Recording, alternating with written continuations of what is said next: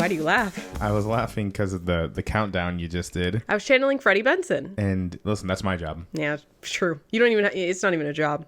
It's not even, it's That's just, your that's just who purpose. That's your purpose. I'm a Freddie Benson variant, apparently, y'all. If you're Freddie, does that make me Carly Shay? You're Carly. Bustelo, our cat, he's like Gibby. Yeah. We don't really have a Sam. No. Who's Kylo? Guppy. Who? Gibby's little brother. I don't think you ever made it to Guppy. No, I don't know. Him. I think it was the actor's actual little brother because they looked the exact same. He was so cute. That's adorable. Anyway. Freaking Gibby. I don't even watch that show like that. Everyone knows Gibby. But we have to stand Gibby. I said stand last. You know what? We haven't even introduced ourselves. Hang on, let's not. Hello, everyone. Welcome to another edition of Ringside. My name is John. My name is Kendra. Ooh, I said John weird. Say it again. I said, my name is John. You said it like my mom. Yeah. Happy Mother's Day. My name is John. Happy Mother's Day. Happy Mother's Day to all the mothers, all the mamas, all the bad motherfuckers. One of these things is not like the other. And especially happy Mother's Day to all the muscle mommies. Yes. You're nurturing those muscles as if they were children. And we recognize you for that. Protecting us. Protecting us. From? Fighting for our country. Yeah. Some of them, probably. Some of them. Rhea Ripley fighting for our country. Fighting for our country, her dom-dom. We'll get into that a little later because there's a little bit of a mess there. Speaking of a little bit of a mess, let's not pussy dick around. Oh my God. Jesus. Okay. Y'all, it's been a few weeks. We took a little sabbatical, just because there was a lot happening. Just because. Just because. But listen, until we make some fucking money off this fucking thing, we're going to take breaks. We don't owe you anything. We don't owe y'all anything. Although, please continue to listen to us. Follow us on social media platforms to be notified when we go live and when we drop episodes and all that shit. But in the time that we've taken a short break, there's been a cultural shift. A phenomenon. A phenomenon, if you will. And we'll talk about WWE, obviously. You know, there was Backlash and it was great PLE. We're heading into King and Queen of the Ring. Jesus Christ, I can't talk. But something has swept pop culture more than anything else, and that is, of course, the Drake and Kendrick Lamar beef that's going on right now. And boy, did it boil over with gusto over the last... It feels like 10 years at this point. Well, some might say it kind of has been 10 years. But the last 2.5 weeks have felt like months. And here's where I'm coming from this. I listened to Drake when Drake was like super, super popular. Again, like 10 years ago. I don't listen to any of Drake's stuff. I listen to like the super popular Kendrick Lamar songs, but I don't like keep up to date with Kendrick Lamar. J. Cole isn't even worth mentioning in this beef, but I don't know a single J. Cole song off the top of my head. Name me a song. His biggest hit. His biggest hit? You know, the fucking song I think of is that workout song he had, where he sampled that Kanye West workout song. Anyway. I can't name you any of his songs off the top of my head. So like, that's how, I mean, it goes without saying that's how... Middle Child. You know that one. People be calling me out. I'm running my bullets. I'm loading my clips. I'm making the names. I'm writing the list. I'm running the... I think I've heard that before. And then there's a TikTok version that was like really homoerotic. Oh. Can I say that? I can say that. Yeah, that's fine. Because he was like, I just stuck a penis in my butt. Yes. Yeah. I know that version. That's the only version I know. J. Cole, if you're listening to this, I really do apologize. That's the only way I knew she would know the song. It's true. And you know what? It's the only way I knew the song. So like, that's how far out into like the zeitgeist that it's gotten. People who are like not even really interested in these people are, let's just say, creating PowerPoint presentations to present to their entire team at work because my team is... So you're the person. Huh? So you're the person. Spoiler, I'm the person, yeah. I do this thing for our diversity and inclusion, which I know I could be shot outside if I say that in the state of Florida, because it's illegal to be diverse and inclusive, apparently. Diversity? But we have a presentation each week, which is a really cool thing that we do. And the last time I did it, that's my computer. Oh, that airplane? That's my computer. It's huffing and puffing. It's fine. It's our computer. The last time I did like a breakdown of the whole month, a month in review, and everyone really responded to it. Sorry, there's a security. There was a security notification and it scared the shit out of John. Sorry, buddy. Let me turn that down for you. Sorry. My team responded really well to that because they're like, oh, this is all stuff like we had no idea about. It was like a lot of Disney news and like stuff like that. So I was like, cool. I'll do that again. And like the first thing I thought of for the month in review was this. And I was like, this has to be its own thing. So when I hopped on to do my presentation, I was like, quickly, like how many people know of what's happening? One other person on my team. So I was like, perfect. I'm the most online person on my team. Are you okay? Yeah, sorry. I'm really sorry, y'all. I got something in one of my eyelashes. So it was like I had a duty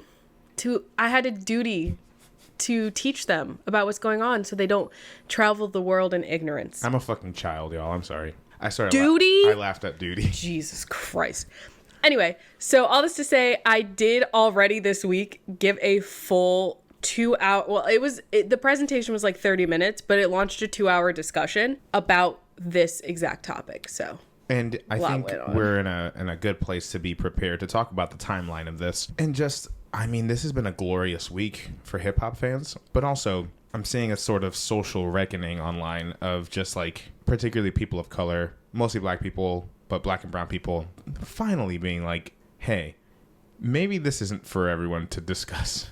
I kind of appreciate that people are speaking up about this because for those who can't tell, I'm a huge hip hop fan. I've always have been ever since I was a little kid. I mean, I joke that, I was born in the same place as hip hop, but like it's the first like real genre of music I gravitated to, excuse me. Like I remember I used to go out of my way to get, Source Magazine and Vibe and XXL, and I would put all the covers of my favorites like all over my wall because like that was just my thing, and growing up in a predominantly white community, it was challenging to talk about my musical interests with people who weren't people of color, because even though they were like, oh, this shit's fire, man, I'm generalizing a voice, but they didn't get it.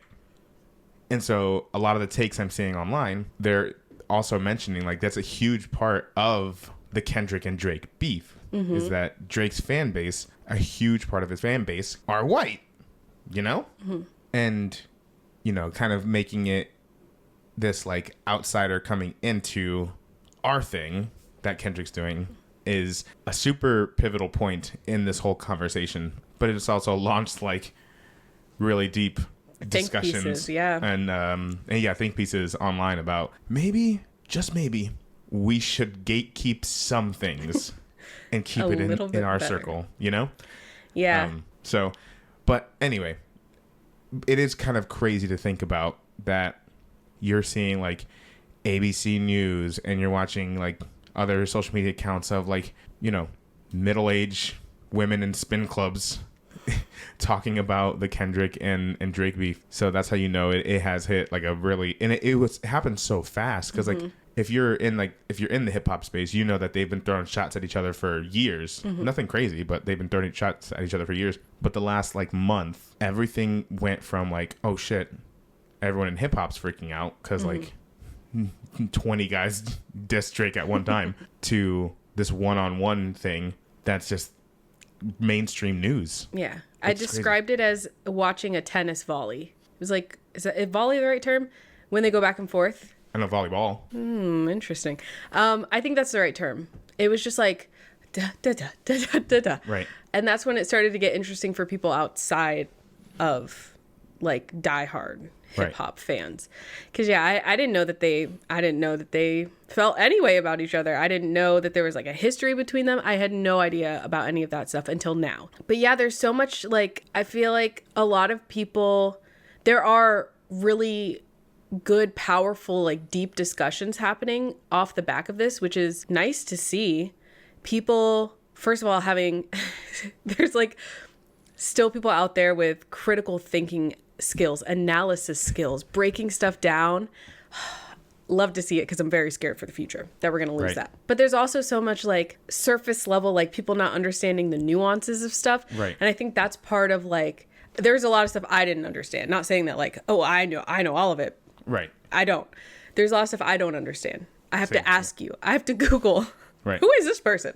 How is he involved? Who's Dave Free? Ricky Rose. Who's Ricky Rose? I had no idea.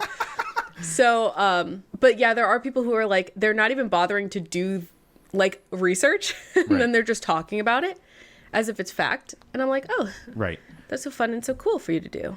Yeah, as an educator, yeah, I'm very, very happy to see the people who are really delving into this research, and I'm like, man, if you have a younger sibling or someone young in your life, please show them the steps of just a little bit of research will take you so far. Yeah.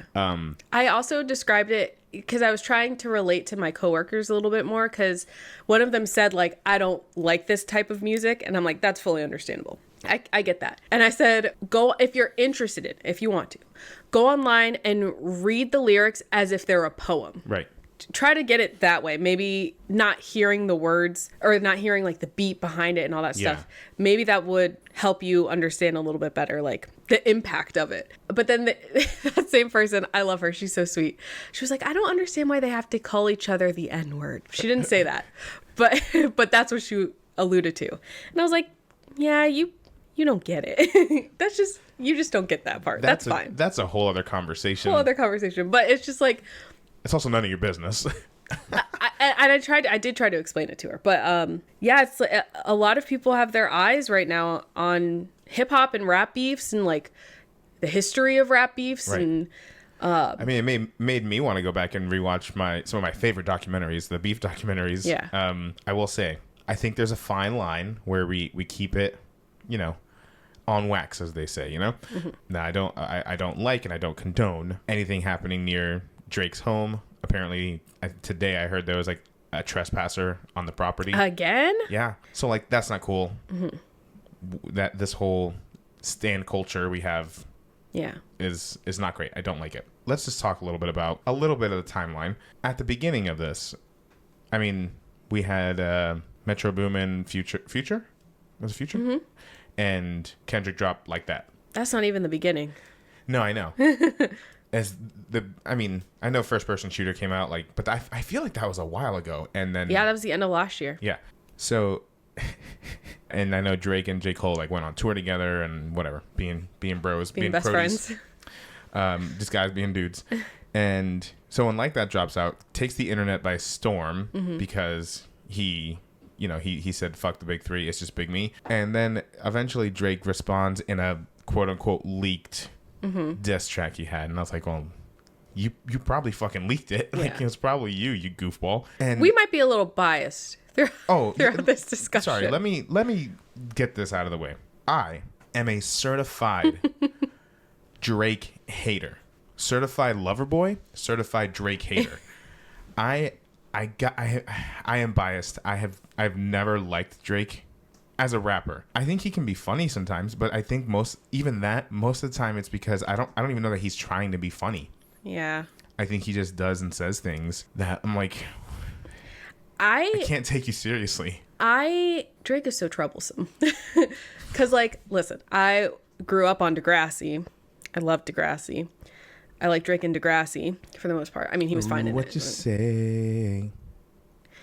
And like I said, like I listened to Drake when Drake was like first really popular, and then it like steadily declined. And I remember when all of like the people criticizing his relationship with Millie Bobby Brown and like that whole stuff. I remember when that happened the first time. I was there, and then I was like, huh, that's weird. Yeah. And then I just like never really kept tabs on him. He would do shit every once in a while, and I'm like, that's corny. He's corny. And I had absolutely no opinions on Kendrick Lamar. I couldn't tell you what he looked like before this. Right. So like for me now to be singing the praises of Kendrick Lamar is a testament to how much I dislike Drake. We talked about this before. Before all this, I wouldn't go as far as to say I was a Kendrick fan. Not because he's not. I think he's one of the most talented MCs out there right now. Mm-hmm. But the music, it wasn't for me. It wasn't my cup of tea. All of it. I mean, there are plenty of Kendrick songs I really like. I have on various playlists and whatnot. But overall, it wasn't my cup of tea. Yeah. And I think that's perfectly fine. I still, even with that said, I'm like, I know when I can recognize someone who's talented, right? But now I'm like, well, fuck, I'm a fan now. Asterisk. If any of the allegations that either party has thrown to the other one, like, that's there's no more like, there's no more I'm a big fan. Right. No. Yeah, there are some crazy allegations about both of them that they've made about each other. And, you know, it just depends on what you want to take at face value and what you want to take as, like, just kind of mudslinging or... In my head, it's like, we'll put a pin in this and circle back when there's evidence. Right. We'll put a pin on whether or not you're, like, a decent person who deserves to have a career. We'll follow up when we get the evidence. But I agree. Drake. Who the hell is that? I don't know who Drake is. Drake has always been a fucking goofball. Yeah. But we were talking about this a few weeks ago. Is he does not have a sound that I've ever been a fan of, except when he's adopted someone else's sound. So today, it's crazy because we talked about the song like last week. I was driving home from the gym, and the radio was on before I plugged my shit in, and a Drake song came on, and it was "Find Your Love." I better find your loving. See? That's not bad. And here's the thing. You know why that song is such a fucking banger? Because it's a Kanye West song. It's a Kanye joint. I'm not saying Kanye necessarily wrote it. He produced the song. I wouldn't be surprised if it was a fucking leftover Scrap. from 808s and Heartbreak. Yeah. So, but I'm like, that's a Kanye song. It sounds like a Kanye song. It feels like a Kanye song from that time period. I don't fuck with Kanye these days. Well, yeah. But anyway, so that song. I liked I Need a One Dance, Got a Hennessy and I'm like, that was probably a fucking Rihanna song. Yeah. So when he adopts another sound, it's not but that's the thing. People don't remember. He's a fucking actor. As an actor, you are trained to mold yourself into all these different characters. And that's all he's doing. Yeah. That's I think the thing that I dislike about Drake the most, besides the allegations of being fucking creepy. It's just, it seems so disingenuous. Like, I know you were a child star. I know that was your life growing up. I watched you. So you can't pretend to be like this tough guy who grew up in a horrible position. You know what I mean? Like, it's you can't pretend to be Caribbean. You can't pretend to be Hispanic. Right. You can't pretend to be from southern United States, because I know that you're not. Like, we didn't forget. It just feels like he's so, like, disingenuous. It's almost like, it reminds me of, like, Ariana Grande. Yes. the Ariana Grande of rap. Who, she's another one. Molds herself to the music that she's making to, I mean, again, she's incredibly talented. I'm not taking that away from her. But she makes whatever type of music she wants when it suits her monetarily. And then she washes off the fake tan. She cuts the accent. Right. And then she starts dressing like a K-pop idol. And she gets booked in Wicked. And can you see this? It's a little blurry.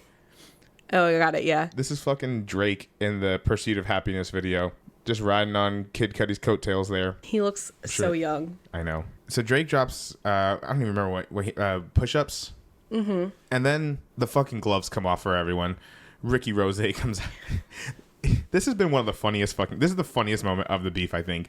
I should just present my PowerPoint to you. You really should. The funniest fucking moment is Ricky Rose calling Drake a white boy. I don't know why that's so fucking funny. Listen, there's a lot of the less serious lobs thrown at Drake have been like, listen, as part of the light skin community, oh, no. I have to let everyone know that shit is funny. It's not offensive. I mean, if you're like seriously questioning someone's like blackness because they're mixed, that's a different thing. This isn't that. This is just making fun of someone that we all dislike. So I think it's funny. Finding the picture of that white guy that looks kind of like Drake. He looks exactly like Drake. I don't know about kind of. Calling him a fucking white boy is the funniest goddamn thing. But then, they go crazy. Drake has the longest week of his life because he takes, Kendrick took, a week, 2 weeks, 3 weeks to respond? After push-ups? Yeah. I don't remember. It wasn't very long. After, I had the pleasure of speaking one-on-one to a Drake fan. A Drake stan, I would say. And this person was a teenager, so, okay. But So like maybe not all of his thought process was like fully grown up yet. What's that? The frontal cortex. Yeah, his frontal cortex wasn't fully developed. It's not fully developed, so he doesn't know what the hell he's talking about. But one of the things he mentioned, he was like, oh, well, after First Person Shooter, it took Kendrick like months to respond. Okay. I don't care about that. But yeah, after Push-Ups, it wasn't very much longer. And he then also had that tailor-made freestyle. Tailor-made freestyle came after. It was after Push-Ups, but it was before Euphoria. Was it? Yeah, because Family Matters was after Euphoria. Yeah. Yeah, so he drops Push-Ups, disses everyone who dissed him, everyone from Kendrick to The Weeknd, because sure. And for a while there, before Kendrick took over the internet with Euphoria and then the subsequent 10,000 other songs he had, the hardest diss track that was out there, and I'm talking including Ricky Rose and Drake, was an unrelated beef where Chris Brown dropped a freestyle dissing Quavo, where I was like, listen, I don't fuck with Chris Brown. I don't like Chris Brown. But I was like, how the fuck is Chris Brown dropping the hardest diss track out there, saying some shit that like, hey, you need to chill, my guy. Talking about I wish this person was dead. Like, fuck, dude. And then Drake does the cringiest fucking thing.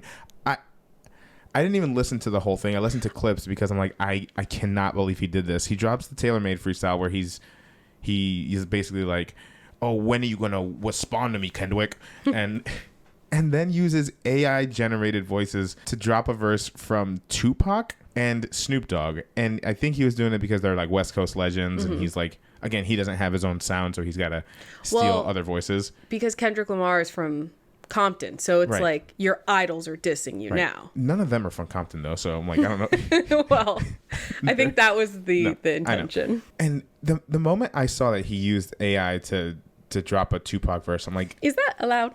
I'm like, one, how legal is that? Apparently but also, not very.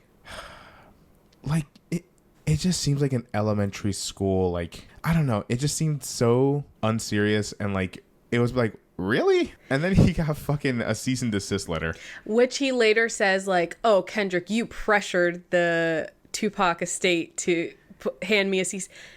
No, you were stealing, I'm so sorry, their there's intellectual no property and disrespecting their dead relative. It's like, do you think that anyone respects or likes you, Drake, enough to be like, oh yeah, that's fine, let him use it? Right. Oh, they would have let it slide if Kendrick didn't tattle. Oh, Kendrick, you tattletale. That's so stupid. Okay, so I have the timeline in front of me now. I put my PowerPoint. Oh, God. Guys, I'm not fucking around.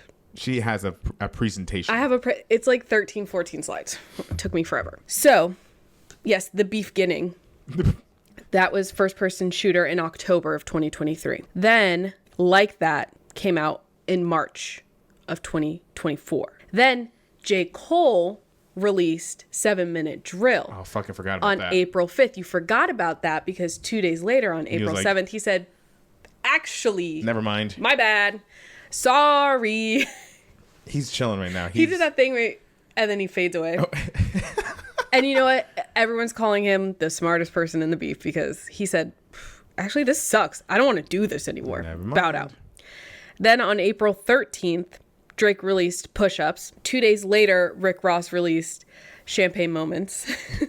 First appearance in this beef of BBL Drizzy. Yes. And then on April 19th, that's when Drake released Tailor Made Freestyle. So as far as Kendrick and Drake is concerned, Drake released back-to-back. 2 days after that, Kanye West released the remix for Like That. April 30th is when that was the beginning of Drake's long week. Right. That's when Euphoria came out. Which is an incredible song. It's so good. Here's the thing. The Drake stand I was talking to, they were like, it's all a Kendrick agenda. You hear Kendrick songs all over the radio and everyone, like, that's what's going viral is Kendrick songs, not Drake, because it's all like his agenda. And I'm like, it's because his songs are better. They're better, they're catchier, people like them more, so they're being played more often. Also, how often do you hear Kendrick Lamar on the fucking radio versus Drake? Before today? Very rarely. Like, again, I need a one dance. This is a child, so yeah. We can't take. I mean, yeah, we shouldn't bully. We shouldn't bully the children, please. Right. That was on April 30th. So on May 2nd, so not that many days later, Kendrick Lamar released 616 in LA. I don't care for this one as much. I mean, it just felt more serious. I'm here for the hee-hees and the ha-has. Right. Not for the discussions. Like, this, I was like, before it was like, hey, I'm going to drop a bomb-ass song, but now I'm going to, like, pull you in close and tell you, like... Can I talk to you about, like... You know you done fucked up, right? We're here because we care for you. We've all gathered today because we care about you. It was like an intervention. That slow zoom in on the Boondocks when he's like, fuck your mom, fuck your country, fuck that stupid ass accent you got. Like, that's... I have no idea what you're talking about. Anyway, John. that's 616 in LA. I've only heard it the once. Never went back to listen. It's not a fun it's song. Not a it's replay. like it's not a replay. It's a threat. It's a threatening song. Well, so 2 days after that is when Drake released Family Matters. Bad move. Bad move. I didn't mind Family Matters. Here's the thing about here's the thing about these songs that Drake's been releasing during this beef. It's the first time in years and years that I've heard any Drake songs. Because like that you've actively listened. Yeah, that I've willingly listened to them because I didn't care before now. And it's not bad. It's not bad. But this is the first time that Drake says that Kendrick Lamar has physically assaulted his fiance. Right. That's a very serious allegation. Up until then, Drake was just like, you're short. You got little feet. You're short. Some of us do wear a men's 7. And some of us wear a men's 11. 11? Well, I'm 5'8". What do you want? What do you want from me? He wears a 10.5 wide. And he lied to you. I don't know why he would think that I would just let him get away with that. It goes back and forth. Sometimes it's a 10.5. Sometimes it's an 11.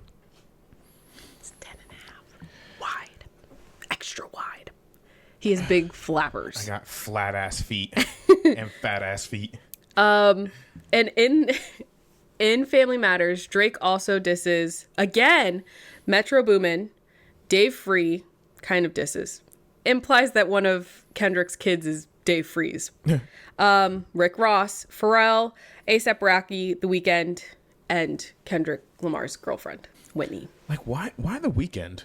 Why? What did The Weeknd do? If you're gonna diss, listen, I don't know the history. I think if you were gonna diss another rapper, you should rap that diss. If you're gonna diss another singer, you need to sing about it. You need to sing about it. Like when Timbaland did so Give It To Me with Nelly Furtado and Justin Timberlake. Okay. That's a diss track. Oh. Why they're going around dissing people, I don't know. But at least what's her name? Nelly Furtado. She had some heat. She had some beef with fucking Fergie. I remember you telling me about this. And it's like, okay, cool. And you know what? That's a good song.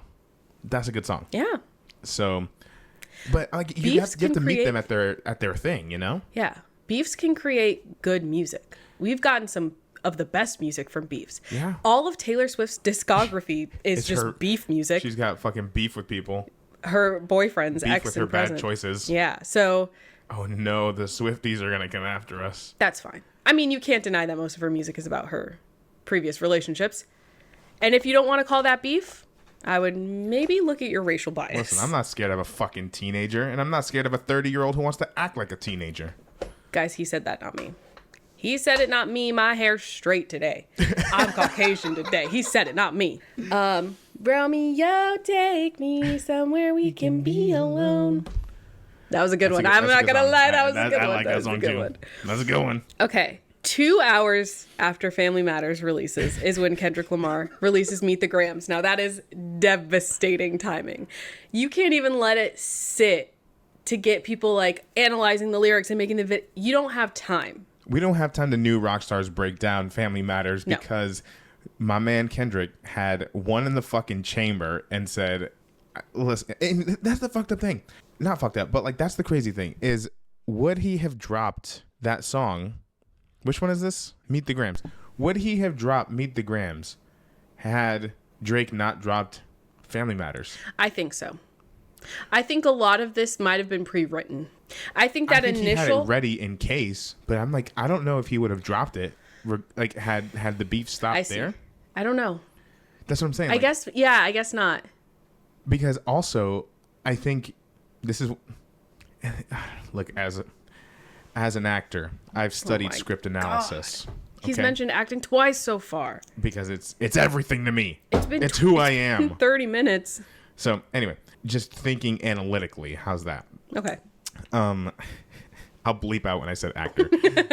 When he, how do I want to say this? Kendrick has been making the point that like, oh, someone in your camp has been a mole feeding me information. I know everything. Meet the Grams, just the title alone, coming out after Family Matters, is so similar. Where your song responding to this song about him talking on your family is you airing out his dirty laundry allegedly. Right.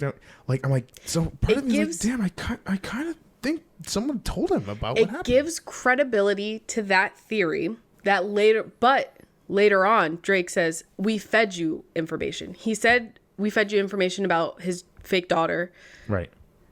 I could easily, if that's true, which I don't think it is, if it is, what's to say they didn't feed him this information too, you know, right. to make him believe in this mole. Right. I don't know, but a lot of people have been pointing out thematically they're very similar. 2 hours is not a lot of time. To get all of the stuff that you need to get together to release this song, it probably doesn't take 2 hours. But if you already have that notice, I don't know.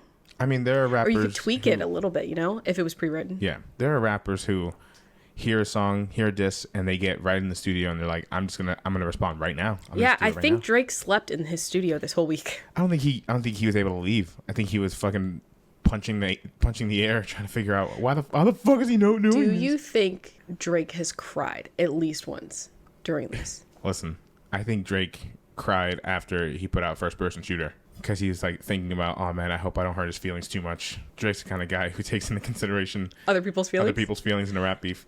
You know what? Sometimes I wish these Drake memes were the real, actual, true Drake. If Drake was half as good of a person as his Drake memes were, we'd be fine. And that's the thing. Those memes have been around for 10 years. So anyway, yeah, we're getting to the end of this conversation. Yeah. So the next morning, Kendrick released Not Like Us, the best song to have come out of this entire thing. I've been seeing it played at parties. I've been seeing it played in clubs. I've been seeing people do different covers of it with different instruments. Oh, that's the BBL Drizzy one too. We haven't gotten to BBL Drizzy. We haven't gotten there yet. But yeah, I think I wrote, unfortunately for Drake, this one is really catchy. It's so catchy. Damn. And I do want to talk a little more about Not Like Us, but I do want to skip ahead to BBL Drizzy, which came out not too long after. It was maybe the next day.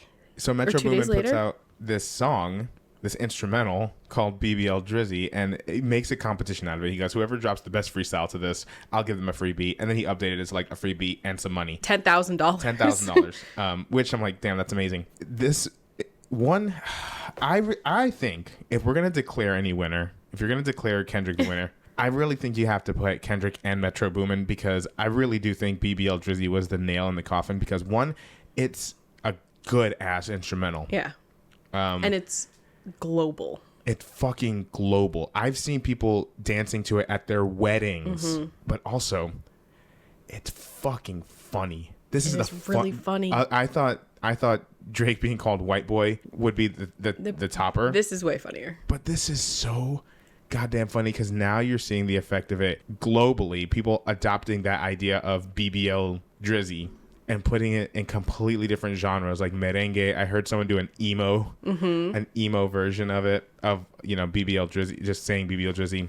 I'm like, you are getting everyone on the internet to fucking clown you. It's the worst possible scenario for Drake. Because now you are just unserious to everyone. Yeah. And here's the thing. There's a lot that's being brought up in this beef that's like homophobic. Yeah. Like don't like that. Toxic masculinity, stuff like that. I want to set the record straight, at least for us, because I can't really speak to anyone else's intentions.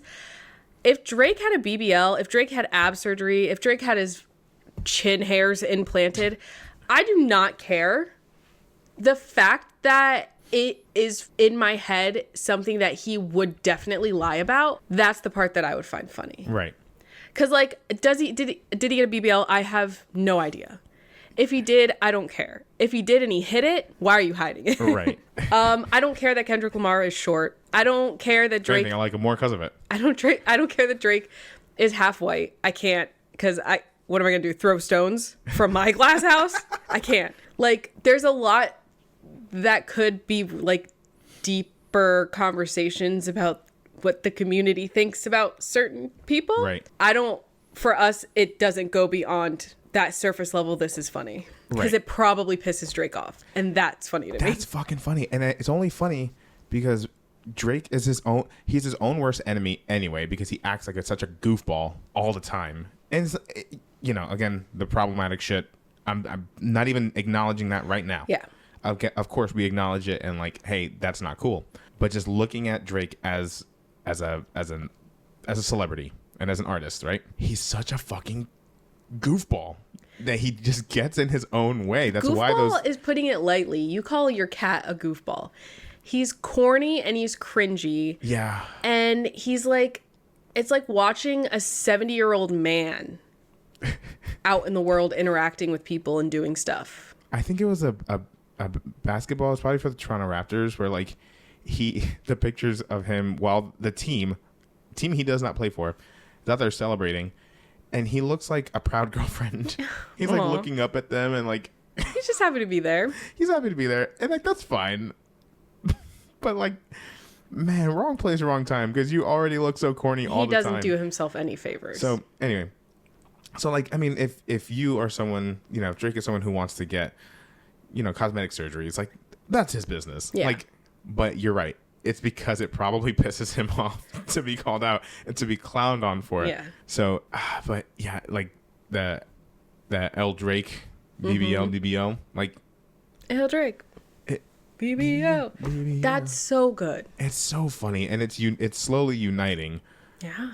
Religions, ethnicities. It's going genre to genre. Yeah. And I think it's going to be the great unifier of our time. And if Drake was smart, he'd lean into it. And I don't know if he has I don't know if his pride will allow him to. He should lean into it. I think he's too late. He's already shown that he's like really passionate about. He's like really upset about everything. Right. So now for him to be like, ha ha ha, I get it. It's funny. Now he's like talking about quitting music or whatever. So, what? He said that? I think I've been saying. Well, I don't fucking. I don't care. I don't listen to him anyway. Oh, Drake. It's just been such a fabulous week, but it's also been like this beef has been everywhere. It's even been involved in WWE. Now, not like us. Kendrick did drop a little the song. Oh yes. And the song Not Like Us, Kendrick dropped a little Easter egg, a little reference to Shawn Michaels, the Heartbreak Kid. So he mentions the Sweet Chin Music, and of course it gets back to Shawn Michaels, who tweets about it. Mm-hmm. And because he's older, he doesn't know any better. He responds in a tweet, but also very much tags the actual accounts of Drake and Kendrick Lamar, and is like, "You're both invited to NXT to settle it in the ring." I'm like, Shawn Michaels, I get what you're doing. It's funny, but also, why'd you tag them both? Yeah. Why'd you tag any of them? They're gonna see it. That's so fucking funny. Also, if they're gonna go anywhere, they're not gonna go to NXT. No offense. They're gonna go to SmackDown. They're gonna go to WrestleMania. What? Okay, now listen. We've been talking a lot about the marketing and the matches and all of this excellent storytelling that's happening in the Paul Levesque era. What if Paul Triple H Levesque masterminded this whole beef just long-term to set storytelling, long-term booking, a WrestleMania 41 match? Okay, here's the thing. Let's say this is true. Do they main event night one? They'd have to. They'd have to. They would at least be. They'd be at least one. Well, here's a new thing they're doing for WrestleMania 41. Every match is the main event. Stop. Every match is the main event. They haven't done that in so long. I know, because it was so stupid, but I'm still pissed about it. If this beef was orchestrated by Paul Triple H Levesque, by the WWE, and Stephanie McMahon maybe helped, yes, I do think they would be night one main event. And I think it would be a 5-minute squash match, and Kendrick would win. He'd hit a Naomi style like BBL Buster, and Drake would be laid out. Drake would come out to Naomi's music. He would just come out to her music. It's good. It's not bad. Hey, listen, it's great. No, he would, if he could pick. I think he'd come out to Jade's music. I think he'd come out to A Storm is coming. He has the whole thing with the lights. He'd love it. No, he'd want to dance around. He'd come out to Bianca's music and do her whole like Great when she does it. I mean, Love her. No disrespect to her. no. But he's like, he comes out with the braid and everything.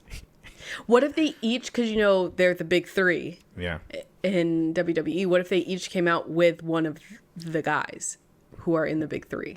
You just have J. Cole crying on commentary or something. Yeah, J. Cole would be like, I'm not participating. He would like, it'd be a 3-team tag team. Oh my God. Mixed tag team? Guys. Mixed tag team? Well, at least one of them's mixed. Also, it's gone so far where CM Punk on Monday Night Raw quoted Euphoria when talking about his biggest hater, Drew McIntyre. Kofi Kingston just straight up name dropped Drake and Kendrick Lamar, and the whole got a little reaction from the audience there. But the fact that the audience reacted to it, I'm like, yo, this is so much bigger than everyone realizes. It's crossing over everywhere, which has been really, really funny. So I think we're finally simmering down. I think enough people are saying like, oh, this is over. It's over. Well, the person to get the last word was Drake. Drake released The Heart Part 6 on May 6th. Oh. Weak. So, but also, I don't know, because a lot of people are thinking like Kendrick's just charging up to release again. So we'll see. I'm open to it. And that's The Heart Part 6 is when Drake was like, we planted all that information. But then BBL Drizzy came out and...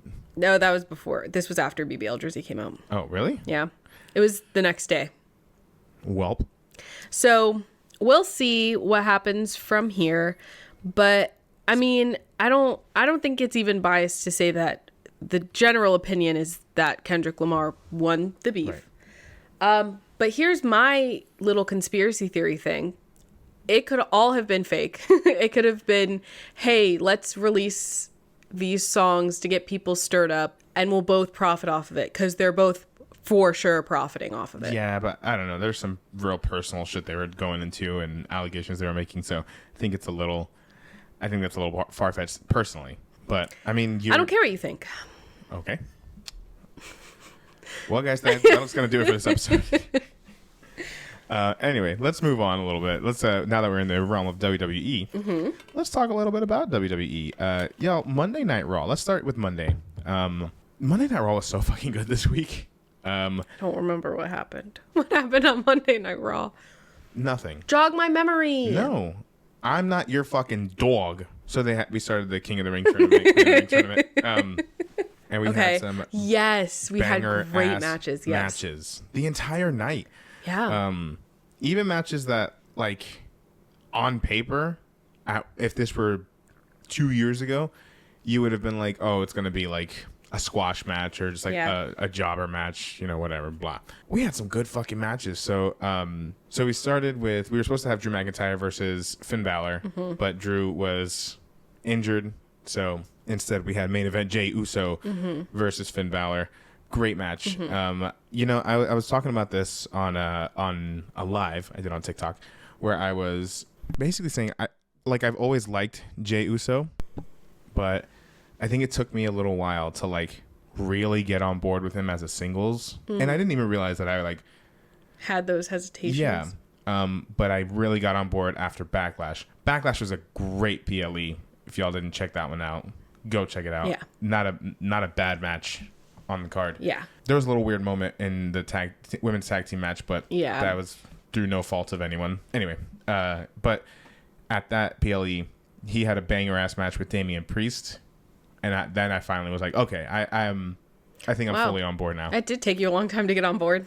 Like, I mean, again, I've always liked him as a singles competitor, but I don't know, I guess I didn't realize that I hadn't fully bought in. I think it also, there was a period of time where he wasn't a singles competitor anymore when he was with Cody Rhodes. And then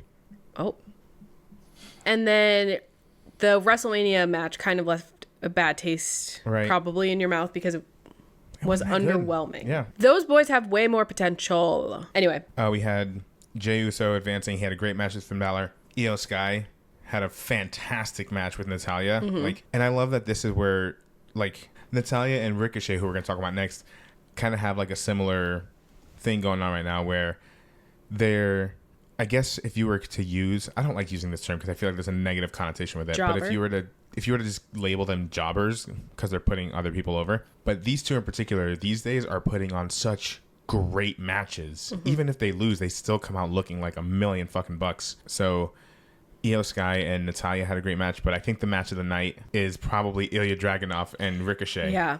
That was crazy. We knew it was going to be fucking crazy because both of them are crazy. And it's crazy. For Monday, if you put that card on any PLE, you'd be like, holy shit. But this was on TV. Yeah. And those two put on the craziest fucking match. We also have to take into consideration that a lot of people probably did not know who, not a lot of people, but some people might not have known who Ilya Dragunov was.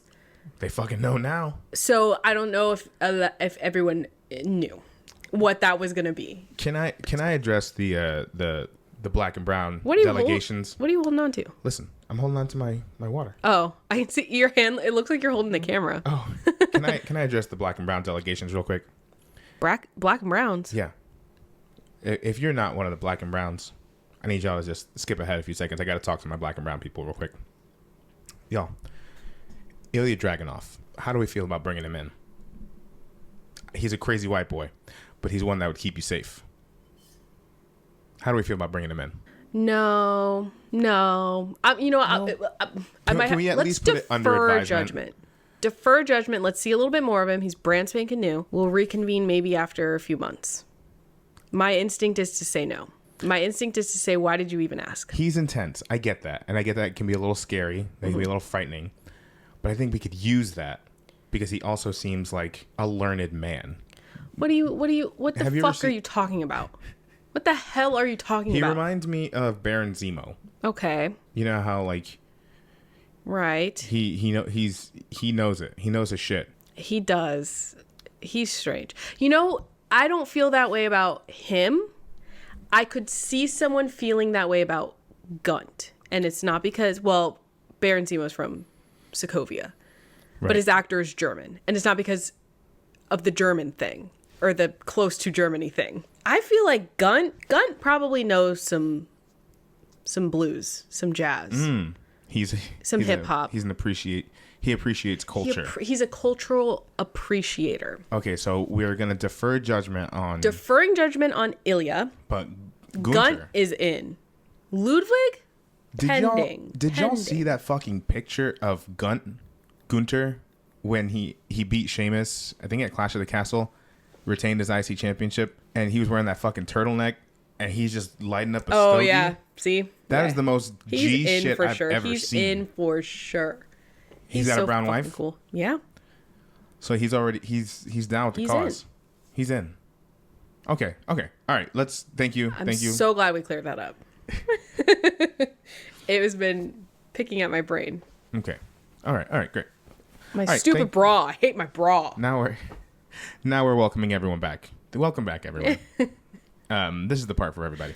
But anyway, yes, that was a fantastic match. It was a little weird to see some matches that they announced for TV, but then didn't actually put on TV. Are we sure about that? Don't we still have weeks to go? No, we have next week, and the week after that is the week of the show. That's enough time to finish out the. Do you know for sure that the matches that weren't completed already in this first initial round are going to be... They're being promoted for the whatever super shows this weekend. Even Tiffany Stratton and LA Knights. I wanted to watch Tiffany Stratton's match. I know, we were talking about it. But here's where I am at. Damn. Here's where I'm at with those decisions. Is on the one hand, I would have loved to have seen Kofi and Ray on TV. I think they would have had a great match. Mm-hmm. I would have loved to have seen... What was the other match from Raw that was moved to Zelina Vega and Shayna Baszler? Mm-hmm. And it's weird because Zelina Vega is the reigning queen of the ring. That is weird. It's weird that you're not putting her on TV. Yeah. That, I think, is the one I have the biggest problem with for that reason. Yeah. Because if you want to add the prestige back, which I do believe they're doing with all this booking they're doing, but... Why would you put her on? Why wouldn't you put her on TV? We've completely ignored the king and queen of the ring until we started this tournament. No one even mentioned that they were a thing. So now putting Tiffany Stratton and LA Knight on that. Here's where I feel about it. Here's how I feel about it, I should say, is that on the one hand, I want to see that on TV because those are like big matches, right? Those are big stars. However, I do think it's kind of cool that people who may not have the chance to go to one of the televised shows, either because maybe the super shows are a little more affordable, or any number of reasons. Closer. They're closer to home. They're not in a huge city all the time. So like on that front, it's cool that those fans get to see something that actually means something to what's happening on TV. So like I think that's kind of cool. So, but I don't know. I still have kind of mixed feelings about it because the more eyeballs are going to be on TV. Like that's just how it is, right? Yeah. So if you're trying to make these stars, you want to get them in front of as many eyes. Anyway, so it's a choice. It's fine. And I mean, that's kind of cool to see maybe what that means going forward for the super shows. Well, my thing is like what I'm worried about is if they're going to become canon, are they going to be more expensive? Like this super shows are cheaper to attend. They're in usually smaller facilities like arenas and stuff. Not arenas, stadiums. No, arenas. I forget which one's bigger. Arenas. But like if they start becoming like part of it and it's almost like an exclusive thing, like no one else is going to see this match on TV, but it means something and you can see it if you show up. Does that mean that they're going to suddenly be expensive to attend? Right. I hope not. Yeah. I don't know. That'll be it'll be interesting to keep an eye on. But if it's just like a once in a blue moon thing where like it'll mean something to the canon of WWE programming, it's kind of cool that those audiences get to feel and get to be a part of that. Yeah. But yeah. And then obviously the main event on Raw, Gunther and Sheamus, banger after banger after banger. And we knew that was going to be good. That one could have been like in the finals of before the PLE, but they put it as one of the opening matches, and I was like, my stomach is so loud. Oh my god, I'm hungry. They put it in the first week of the tournament, so and it was a great match, and they're making fucking Gunther, he fucking won by submission, which is crazy. That's crazy. I feel like we don't see submissions very much. When was the last time Gunt tapped out to a submission? Sheamus tapped out. Oh, sorry. Yeah. I forgot. Jesus Christ. So he won by submission. Okay. Yeah. So when's the last time you saw fucking anyone tap out? Yeah. Really?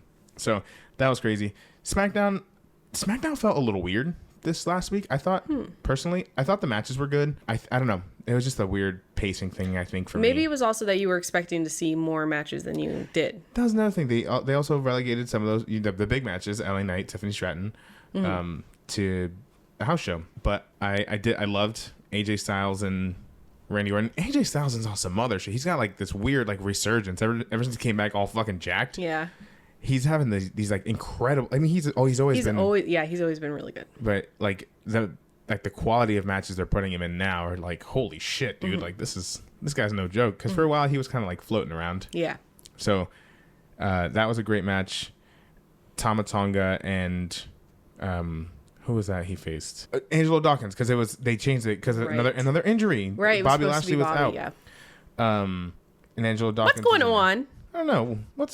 Hey y'all, stretch. Make sure you stretch. You just stretch. Do a big stretch before a big fight, Sage advice from your old pal Johnny P. Big stretch before a big fight. And I thought it was a good match. I mean, it was fine. Yeah. I don't really remember much of it. But I think it's because right now everyone's so focused on the story around Tama Tonga right now and the bloodline that no one's really focused on what they're doing. Tama Tonga Loa. Yes. Yeah. Good luck. That's gonna trip me up so bad. Maybe they'll change it to Loa or something. No, don't change it. Well, it's gonna be your fault if they do. That's fine. Yeah, that's fine. No. I thought you were gonna say it's gonna be my fault if I say it wrong. No, that's my fault. No, I'll learn slowly. Anyway, and then what was the last match? It was rushed. I remember we were worried about the time. That was AJ Styles and Randy Orton. But we also saw some good matches. We saw Naomi and Nia Jax had a really good match. Yeah. Jade Cargill had a longer match than I was anticipating with Piper Niven.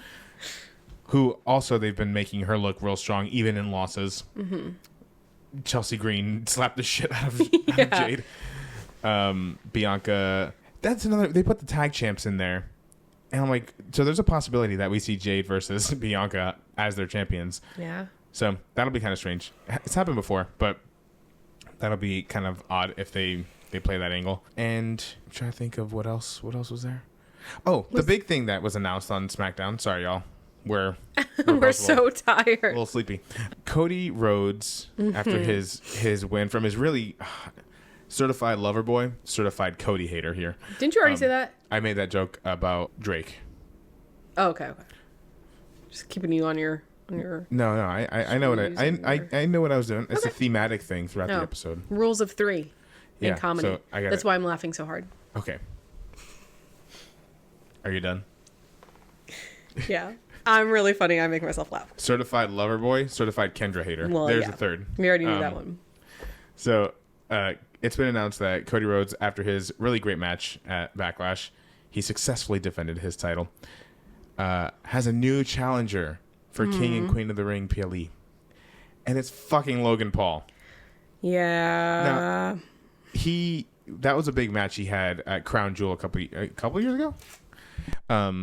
With Roman Reigns. So clearly he has, again, he's got a weird like international fan base. He's huge overseas.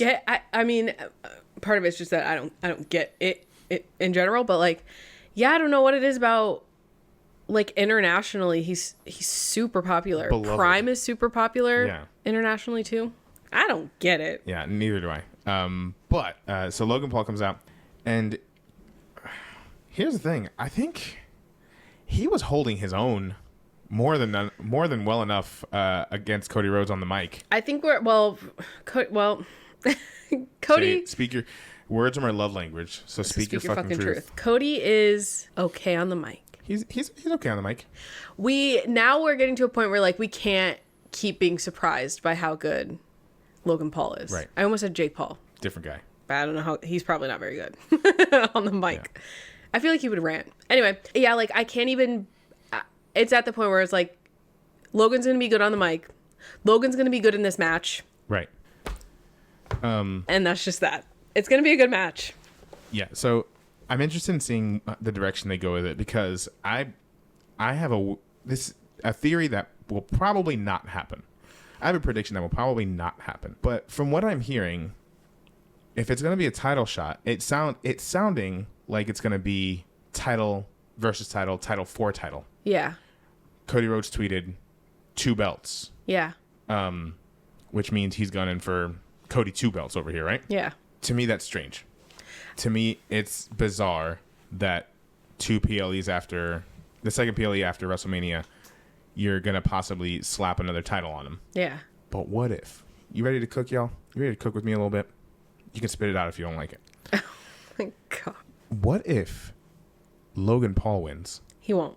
What if Logan Paul retains his U.S. title and also becomes the undisputed WWE champion? As hilarious as that, I would find that, because people would be pissed. They're not going to do that. But also, it's like, why are we unifying the titles? Those two. Like, that doesn't make any sense to me, unless they just don't want to have that many titles.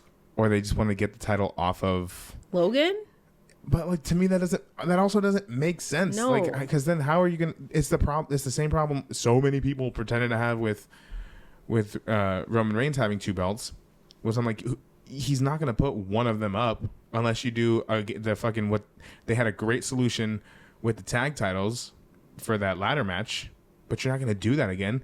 Is Cody gonna defend only one title at a time? Is he gonna lose just to lose the U.S. title? But then stay Super Cody for the undisputed like, there's so many questions surrounding it. But it's not confirmed that they're doing a title for title, right?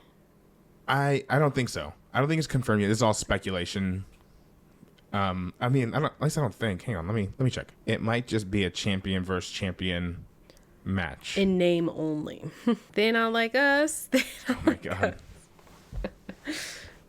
Hold, please. Okay. I'm still recovering from the great internet outage. Oh, yeah, guys. Today, Apparently yesterday there was a huge internet outage also from Spectrum in California. This morning at 5 a.m. I was asleep. Barely. Our internet went out. I know this because of Twitter. It just came back on when we started recording at around 3.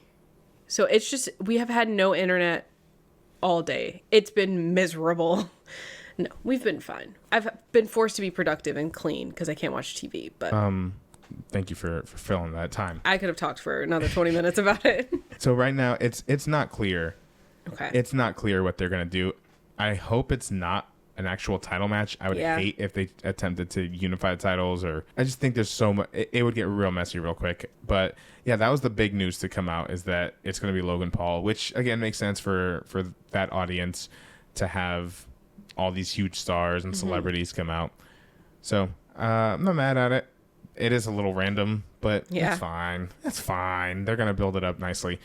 And as much as I want to be a Cody hater, as much as I want to be a Cody hater, it'll be a good match, especially between him and Logan Paul. But here's the thing, the real struggle, especially for you. Who do you root for?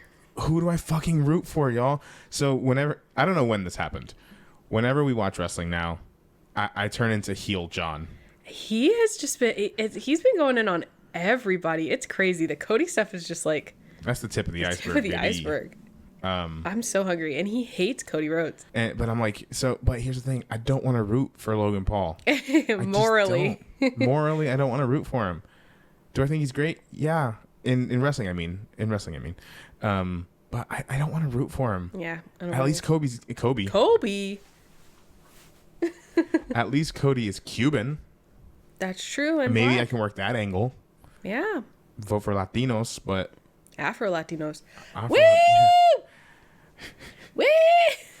But I don't know who to root for. So more to come on that. But anyway, I think that about wraps up what we wanted to talk about today. I fear I may have seen a pest controlman. Oh, the God. Pest controlman has come back. It's probably fucking Tyler, for or those whatever his name is. Okay. There's a Tyler in every pest control in every city in the US of A. Okay. For those who don't know, I've had beef with this pest control company. They're really just trying to help me out because it is bad outside. They really just want to help. But there was I think it was 2 or 3 weeks where they knocked on my door 8 times in that period. Knocked on my door and rang my doorbell. And I'm trying to jam out to music or cook in the kitchen or work upstairs, and they're ringing and banging on my door. They said, your shit looks ugly. You have so many spiders. Okay. That's the pest control. That's the pest control. I have a ton. I have so many fucking spiders and no mosquitoes. Yeah. So many spiders, no ants. No. Well, we did have a bee in here one time that we didn't know about. I also found a wasp the other day. Did I tell you about that? No. It was a few weeks ago now. But yeah, it was a dead wasp in our bedroom floor. What the fuck? I don't know what's going on. Anyway, so maybe I could use their assistance, but they piss me off. They always leave shit in my door. Yeah, just chill, guys. Anyway, we'll call you, don't call us. But also, please let me know your pricing structure because I might be interested. They don't have their prices online, which makes me very dubious. But yesterday they came back. After weeks, blissful weeks, they came back. I said, damn it. We didn't even talk about all the scary shit on WWE. Maybe we'll talk about that next time. That Uncle Howdy shit? Yeah. But we gotta get going. We do. It's been an hour and 7 minutes. Oh, man. Guys, so much to talk about. Thank y'all for tuning in. If you haven't already, please follow us on all the various social medias. Down here. Make sure you are following us wherever you are listening to this podcast. That way you can be notified every time we drop a new episode. Subscribe to us on YouTube as well. We also drop on YouTube. And our handles for all of the social media is PerezPeriodico. Yeah. For those listening. Speaking of WWE, if you're not following us on Twitch, definitely make sure you're following us on Twitch, because on May 20-something, probably the 4th, May 24th. I don't know. May 20 the 4th. On whenever day that King and Queen of the Ring happen. It's on the 25th, but I didn't know if we were, because it's earlier in the day, I don't know if we were going to do a... What time is it at? Is it at 1 again? Let me talk to you. Last year, I think it was at 1. Let me talk to you. 1 p.m. So we can stream that. We can do it in the morning. So on May 25th, we'll be doing a pre-preview That's our WWE centric live stream that we do where we talk about that premium live event, make predictions of the card, and just kind of hang out and talk WWE for a while. And that's on Twitch. And that's on our Twitch. Yeah. So please follow us on Twitch to be notified of when we go, anytime we go live, as well as to keep an eye out for that particular stream. And I think that covers all the bases, like the Savannah Bananas. I love the Savannah Bananas. Which is just the wrestling of baseball. Just baseball wrestling. Yeah. And wrestling is just drag. Turns out. Wrestling and drag are just theater. And we'll leave you guys to ponder that. Let us know next episode. Any discussions you'd like to have about those topics.